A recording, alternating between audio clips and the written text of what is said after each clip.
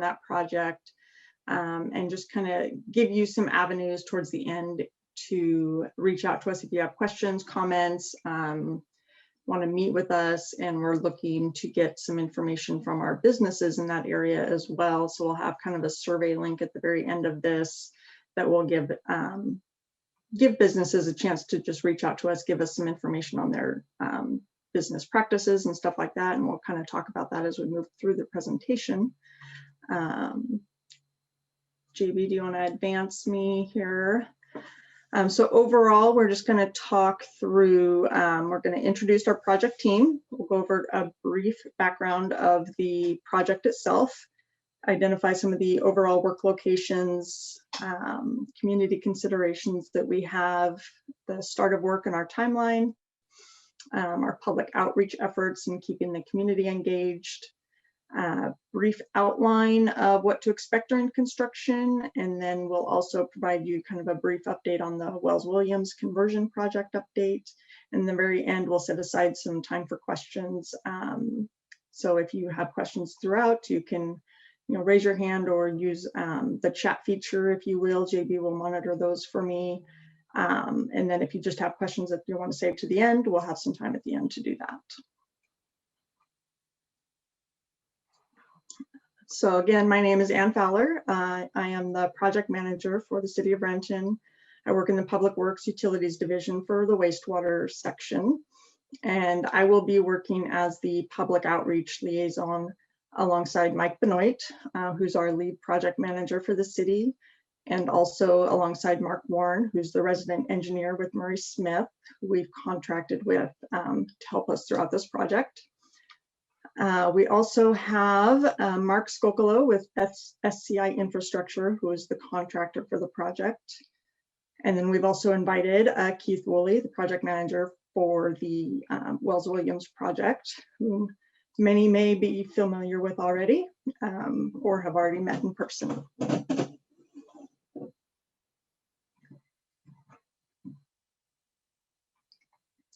So in general, the project is expected to replace and rehabilitate water, wastewater, and surface water mains in and around the area, the downtown area of Renton. So this is going to give you just kind of a general overview of the project area. We've got a few landmarks noted here just to help orient you to the project area. We've got Renton High School up there to the top of your screen, Safeway off to the left, and then the Piazza over to the right. And overall, the streets that we're going to be working on are South 2nd Street and South 3rd Street, Mill Avenue South, Morris Avenue South, Whitworth Avenue South, and Shattuck Avenue South.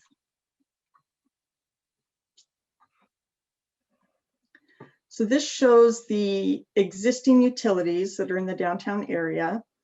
The existing utilities are aging and they're insufficient to provide adequate service for the future development needs of the downtown area.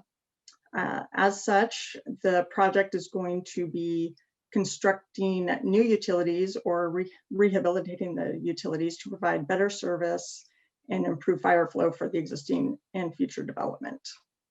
So this shows where the water system upgrades are going to occur, which is generally speaking along South 2nd Street, off to more to the west between Rainier and Whitworth, and then Shattuck Avenue South, Whitworth Avenue South, and Mill Avenue South.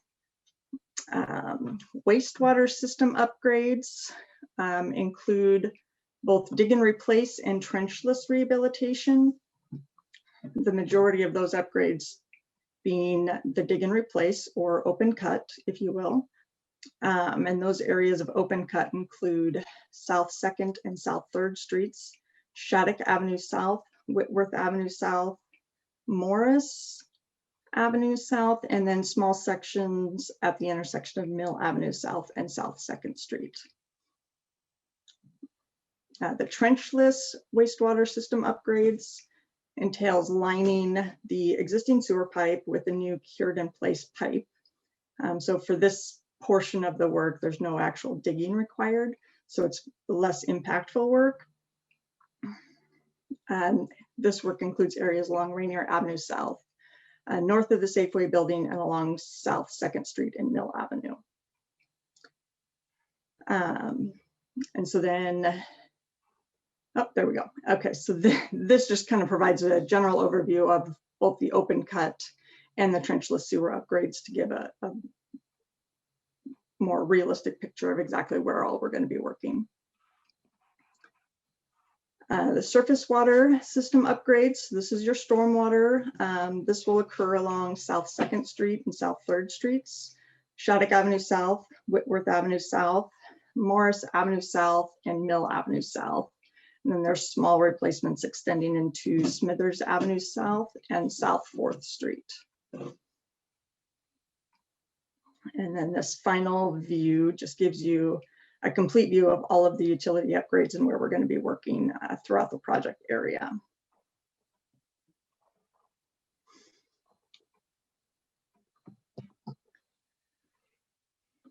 So the utility improvements we have planned for the project will address current aging infrastructure, and it will support future development needs within the downtown core.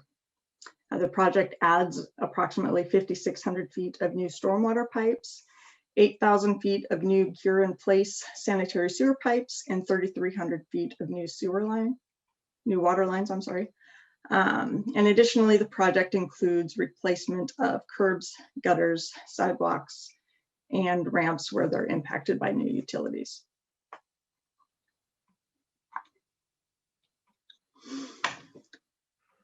And we recognize that construction will have temporary impacts on businesses, residents, and events, and we'll do everything we can to be good neighbors.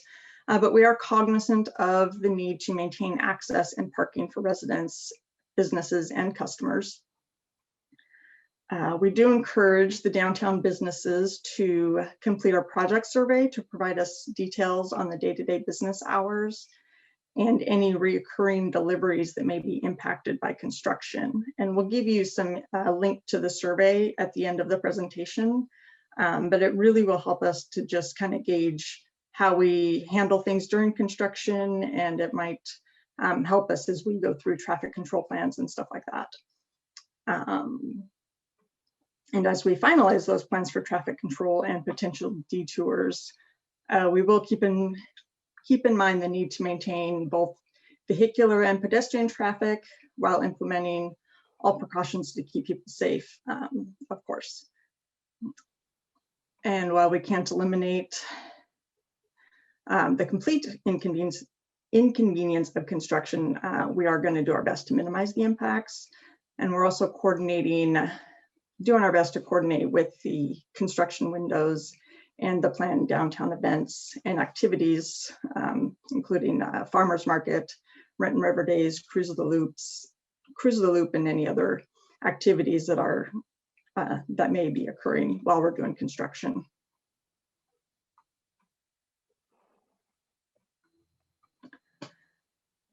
So this map gives you a general overview of the current planned initial work areas.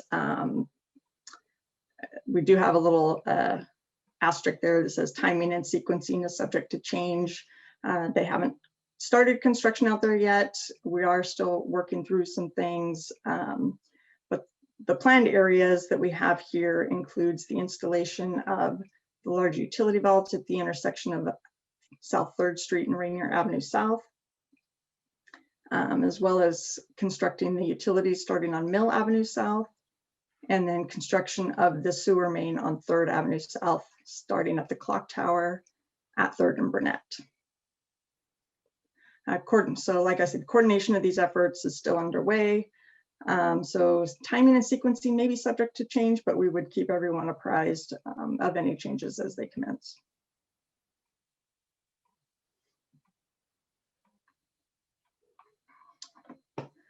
So our public outreach efforts, we've got quite a bit planned for public outreach. We're really trying to be the best neighbor that we can be at the onset and throughout construction. So be on the lookout for weekly construction updates on our webpage, as well as email updates and quarterly newsletters of the overall project and upcoming milestones There is a link that you can register for those notifications on our webpage as well. And we'll announce additional webinars throughout construction. And we would have, we plan to have dedicated on-site hours where you can expect to see either myself or Mike or both of us just walking the site and checking things out, saying hi to everybody. And we encourage you to reach out whenever you see us, or if you have questions, you want to say hello, we're happy to do that. We're also happy to schedule one-on-one meetings for more in-depth conversations or more personal information that you may need on the project. We also have the project hotline that is available for specific questions or concerns. The phone number that we have set aside for that hotline is the same phone number as the Wells and Williams project. We felt it best to maintain that continuity, so there's no need to look for or remember a different phone number or to try and figure out which project you're trying to ask a question about.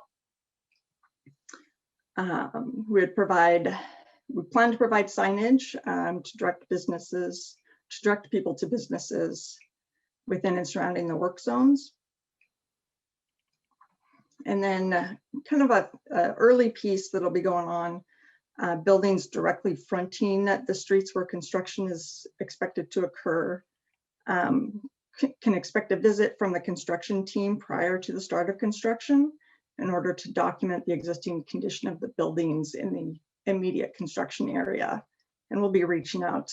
We've already started some reach out in that, but we'll have some more as we move forward with that phase of the project.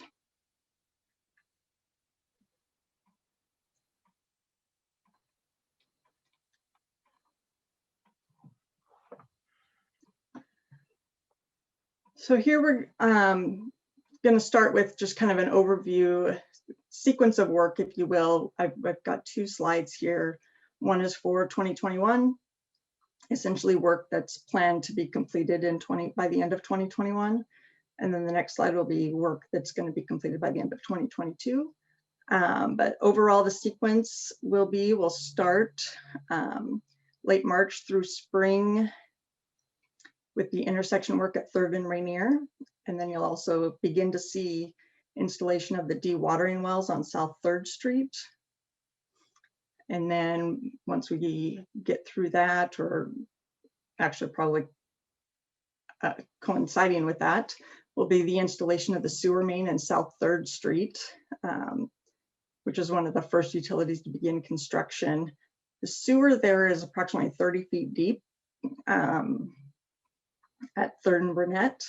And then that sewer installation will move west towards Rainier, and it's expected to last through early fall, with the final tie-in of the sewer main at Rainier Avenue South.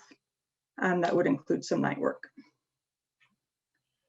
And then beginning mid-spring through early summer would be the construction of the utilities on Mill Avenue South between Hauser and Bronson. And that would include the water, storm, and open cut sewer mains. Late fall, we would begin construction of the sewer mains on Shattuck, Whitworth, and Morris, as well as the storm mains on South 2nd and 3rd Streets.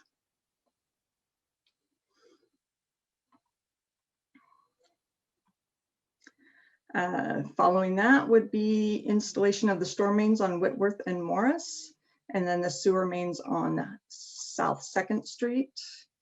That would be fall work and through early winter.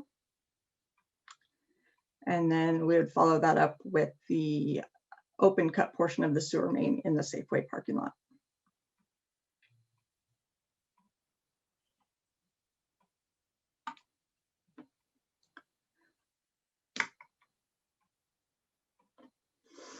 So some of this work will begin in 2021 and then would complete in 2022.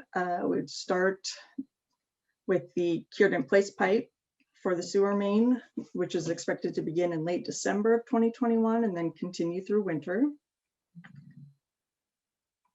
Then we would move on to the storm work on Shattuck, which would begin in late fall of 2021 and then continue through winter as well.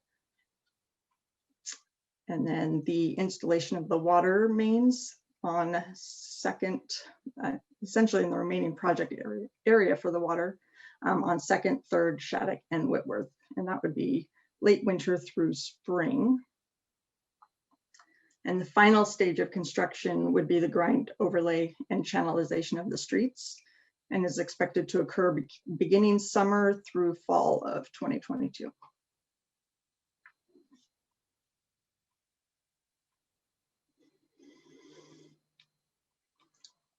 So just in general, things to expect. The general construction hours for the project are 7 a.m. to 6 p.m. with some limited overnight work to be expected.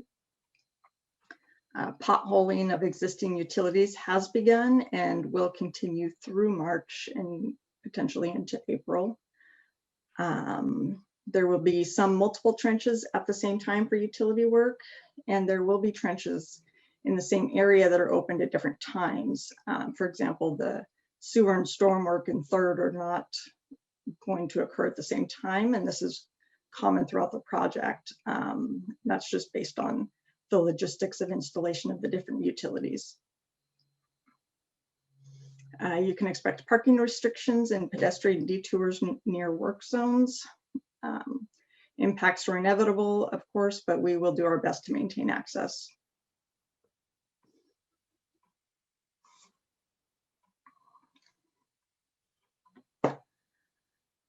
Traffic impacts, in general, we'll try to keep a lane of traffic open at all times, but there will be detours in place where traffic cannot proceed safely through the work zones. We will provide detour and traffic signs to safely move traffic either through or around the work zones as necessary. For safety reasons, roads may be closed in areas where deep trenching will occur. Specifically, we expect to see this on South 3rd Street, though it may occur in other areas as well. Closure of sections of South 3rd Street are expected to last approximately 2 to 4 weeks and would be coordinated with the Transportation Division and the Wells-Williams project as well.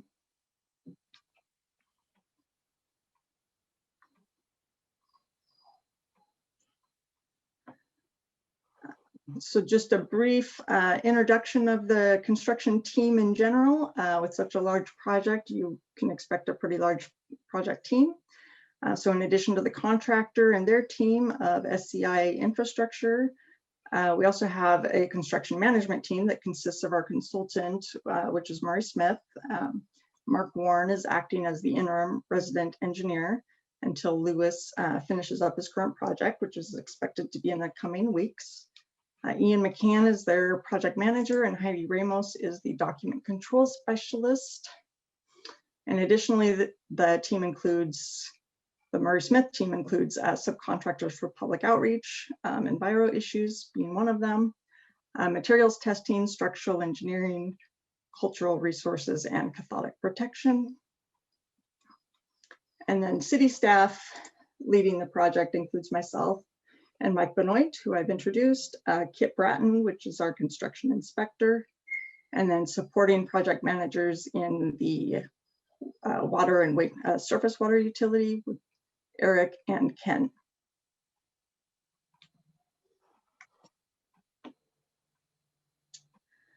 And again, so I kind of touched on this at the very beginning, but this is essentially all of the project contact information. For any comments, questions, or anything you would like to discuss about the project. So there's the project hotline. Again, that's the same hotline as the Wells and Williams project, so you don't need to remember a different phone number if you're already using that one. The project email and website, and then off to the right is that survey link for those downtown businesses that can provide us any information that they can about their current business practices and delivery schedules and stuff like that.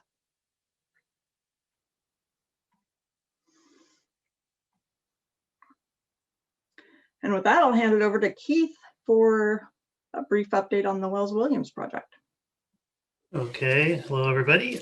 Keith Woolley with Wells-Williams, and first off, just an appreciation of everybody's patience with the project so far. I know we've been out there a long time, and It may not be apparent, but actually the end is in sight for us. The majority of the work we've been doing the past year has really been the same work that Ann just described, all the downtown utilities, but in the Wells-Williams section, which is why when Ann showed her maps, she didn't show any lines because we've been taking care of all of her colored lines for her. But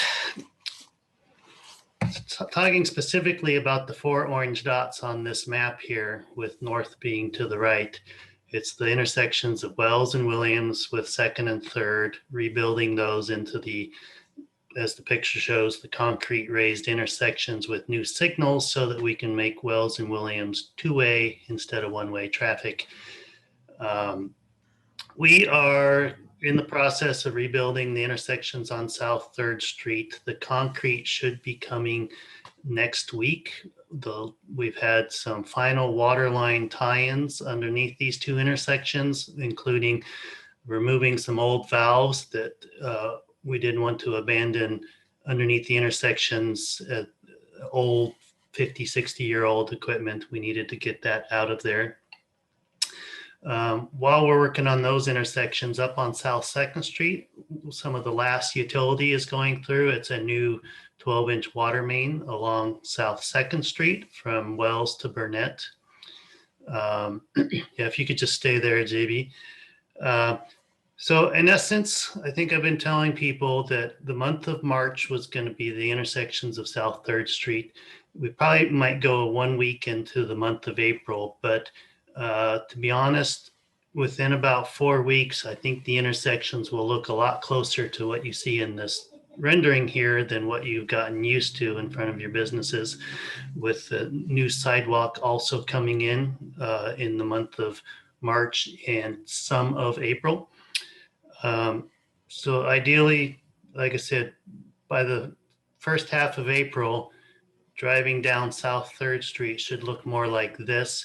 We will probably still be keeping it down to 1 lane while irrigation and plantings and the little fencing and all of that are installed at the intersections, which really should be encouraging to see these street trees coming back, new plantings, the new waste receptacles, and also finishing off the electrical to get the new traffic signals working.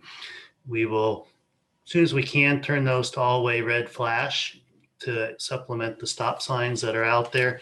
And then when we finally stripe Wells and Williams to 2-way, we will turn the signals all the way on. The intersections up at South 2nd Street will be worked on really the month of April. And then we're talking about May and June is doing the final paving, striping, landscaping, and signals. And that pretty much summarizes it. If you could go 1 slide, JB. This is what I just described. That we're currently working on those intersections where we have half of the intersections closed and there's cul-de-sacs and detours. If those are not working out for you or your customers or your businesses, please reach out to us and let us know. This is when we did the concrete at 2nd and Main, and this framing up with these dowel bars should start to occur within a few days here, starting at 3rd and Williams, and then also at 3rd and Wells, the north sides, then the south sides later this month. I think the next slide just shows all the different detours, JB, if I'm correct. And I don't want to go into details unless someone has a question. On the left are the South 3rd Street. We're doing the top left corner right now, then we will transition to the south side. And then the larger 2 ones are when we're working on the intersections on South 2nd Street. Detouring is a little different for the block between the river and South 2nd Street. I do not have anything else to say on that. Of course, I'm going to stick around for questions on that as well. So back to Ann or JB.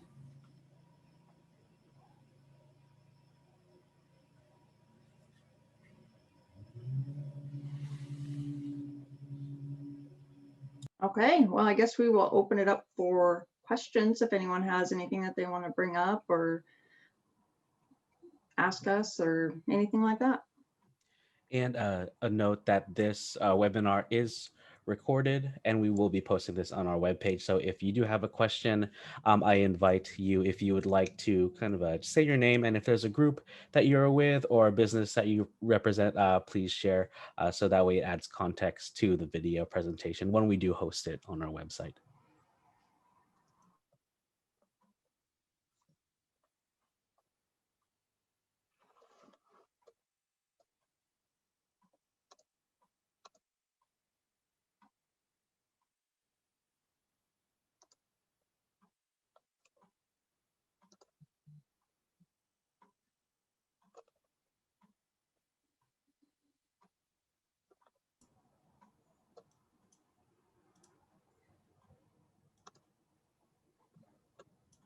And just adding a note for those who feel like they do not have any questions right now, you could always reach out to us via our project webpage that we shared in this slide. But just gonna give it, just some more time if people need to ruminate and formulate questions if there are any.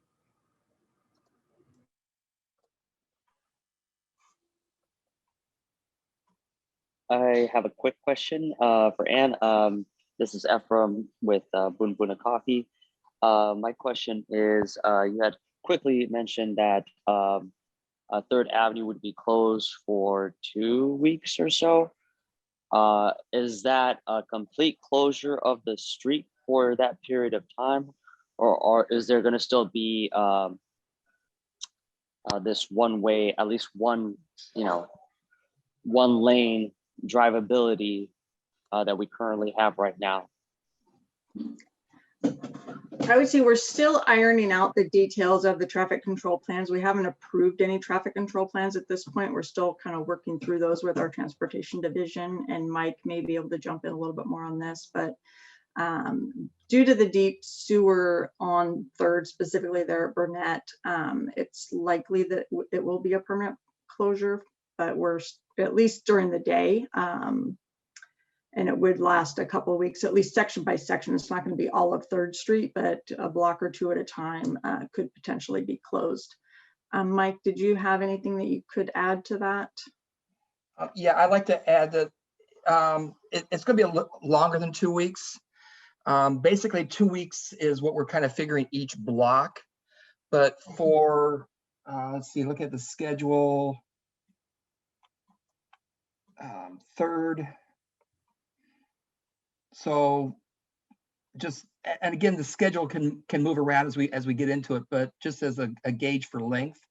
So basically from May 21st through probably July, we'll probably have daily closures of at least one block of 3rd every day.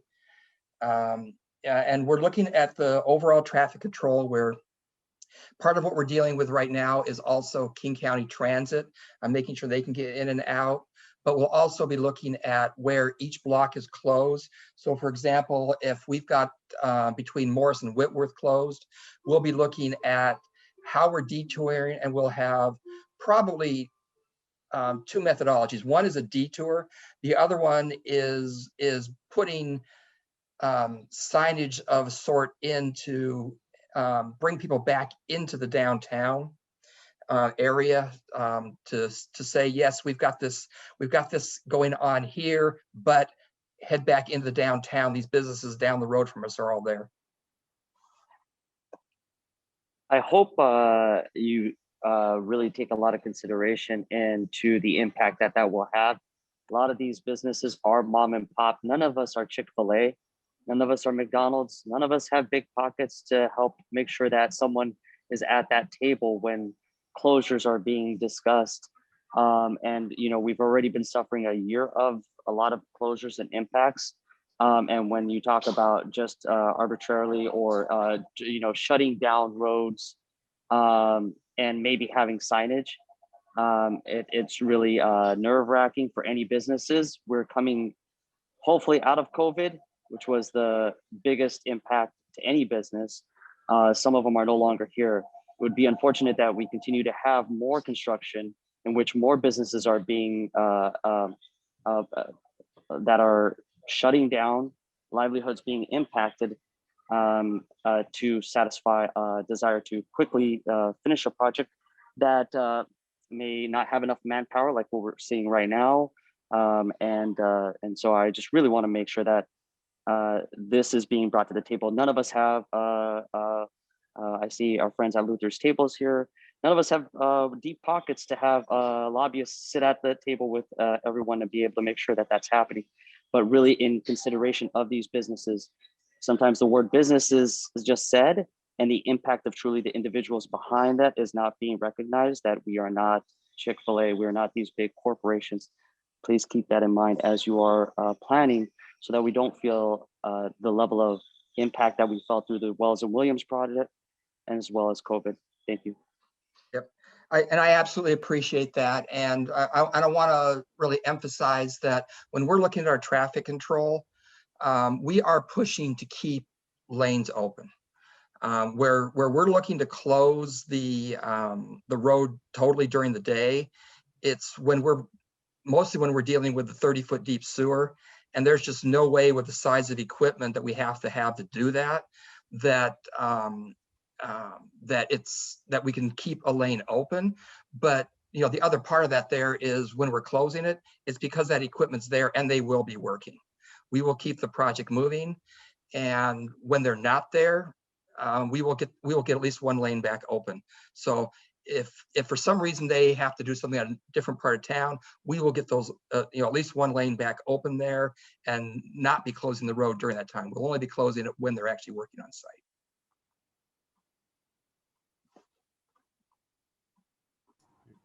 And David, sounds like you have something to contribute to Ephraim's question. We do, and this is Mark Skokolo, Oh, Mark, yeah. TI Infrastructure, the contractor. Just to remind everybody that we've done projects like this in the city in the past, and it's important for the business owners and property owners to have adequate access to their properties. And all of our traffic control plans should have at least one spotter in there to facilitate local traffic access, safe ingress and egress into the work zones and out of the work zones for both our crews and also for the traveling public. So that should be an element, and is an element in all of our traffic control plans to help make sure that these businesses and people can get in and out of their businesses and residences unabated. So we're good, but we're not perfect. So we'll do the best we can to help that.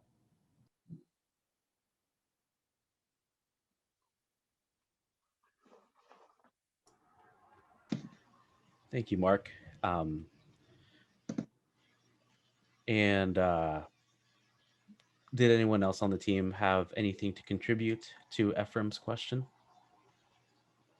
I was just going to say, I think Mike spoke very well on it too. We are very cognizant of the businesses downtown. It's not just their businesses and they're there.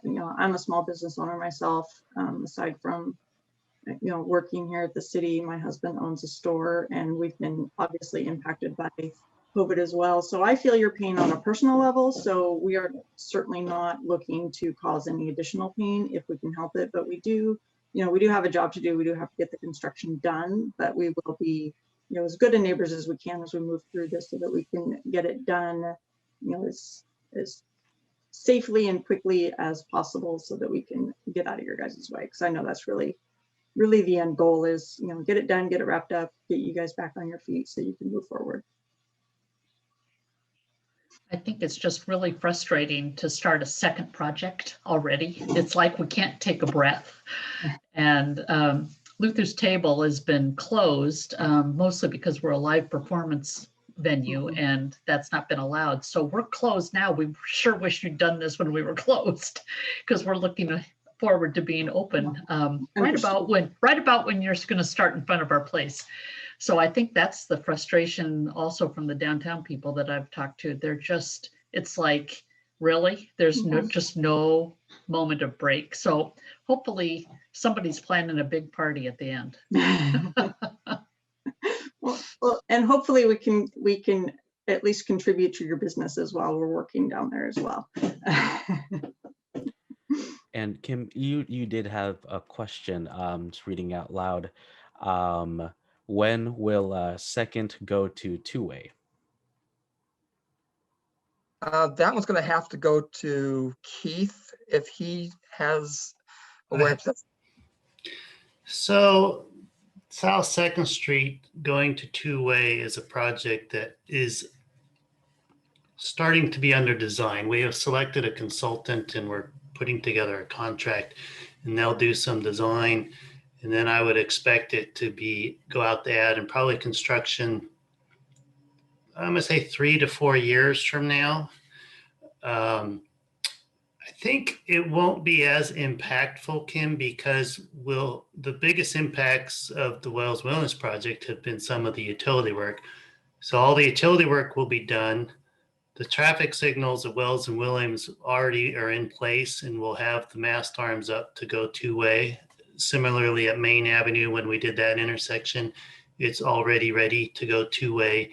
So there's a project coming up on Rainier Avenue, which will take care of the intersection of South Second Street and Rainier, so that will be ready to go two-way.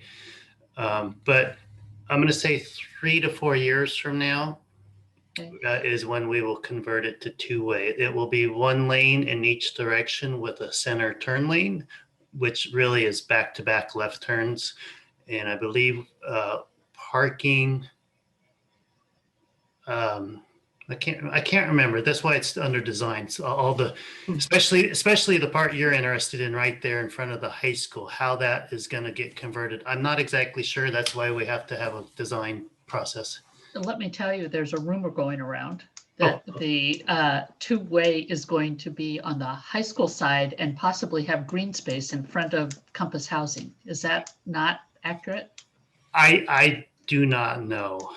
Can we get involved and work towards that? So once the design process starts, right now it's a different project manager than me, but I trying to keep my ears open on this one.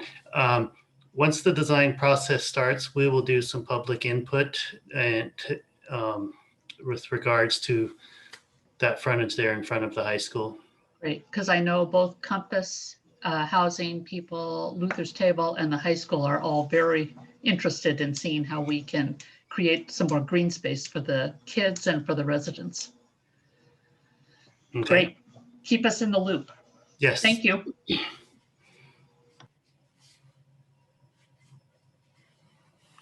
So Kim, the one thing I would say, just my outside knowledge there, is the traffic island there in front of the high school. That is actually not city property. That's owned by Seattle Public Utilities. That's where their big water main is.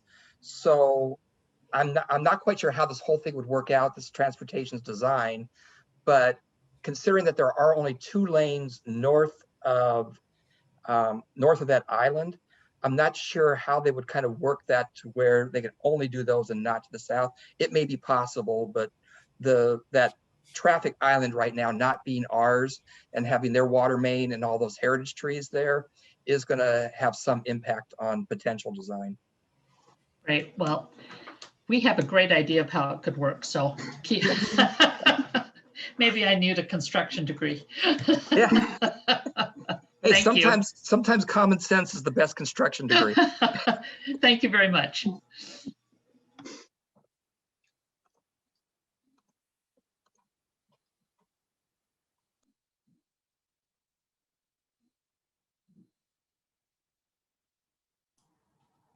All right, I'm just combing through the chat right now and seeing if anyone else has raised their hand. Looks like no current questions so far. Leave it another minute if anyone else had any questions to ruminate. And if not, possibly we could have 20 minutes of our day back, but that's also with the open invitation and open resources to communicate with us any questions that you have with the information that we provided. So even before that, we'll go ahead and just leave a minute if people have any initial or closing questions and thoughts. Hey, JB, can you drop back to the slide that had the contact information for DUIP, just so Yes. if people want to reach out to us, privately or separately or anything like that, they have that kind of at their helm.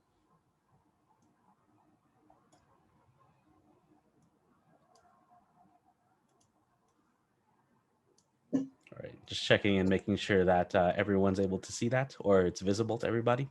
Yep. Thank you.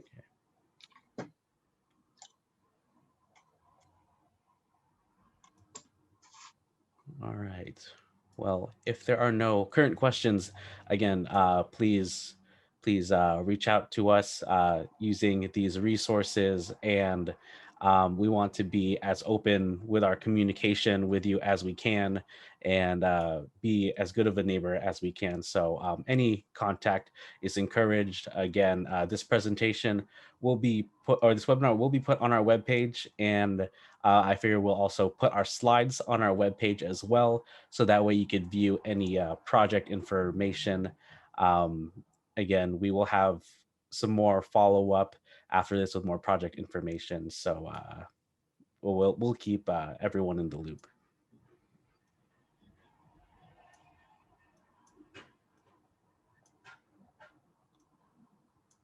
Okay, well, if that's it, I want to thank all of you for attending this first webinar. And Anne, is there anything you wanted to say before we close out? I would just say thank you, Kim. Yes, we will absolutely keep you in the loop, as we will with everybody. And I know I've sent you an email before as well, so you can always reach out to me that way, and anybody can send an email to our system, and either Mike or I essentially will take care of it. We're happy to have you guys participating, and we would love to hear some more feedback from you guys as we move forward. So we appreciate you. Thank you.